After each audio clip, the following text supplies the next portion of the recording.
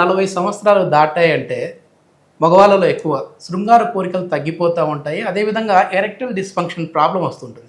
అంటే అంగస్తంభన సమస్యలు వస్తూ ఉన్నాయి. సో ఎందుకు ఈ ప్రాబ్లం ఎందుకు వస్తూ ఉందంటారు? అంటే మీరు ఎట్లాగూ సైకియాట్రిస్ట్ కూడా సో ఇది సైకలాజికల్ ప్రాబ్లమా లేదంటే ఏదైనా మన బాడీలో చేంజెస్ వలన? ఎరెక్టైల్ డిస్ఫంక్షన్ గురించి చెప్పాలి అంటే మీరు అన్నారు కదా ఇప్పుడు 40 ఇయర్స్ నుంచే అండి.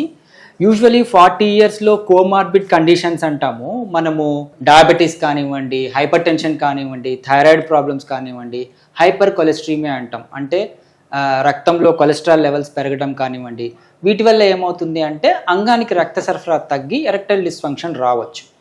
కానీ ఇప్పుడు 20 ఇయర్స్ నుంచి అంటే కౌమార దశ వచ్చినప్పటి నుంచి కొంతమంది ఎరెక్టైల్ డిస్ఫంక్షన్తో ఇబ్బంది పడుతున్నారు.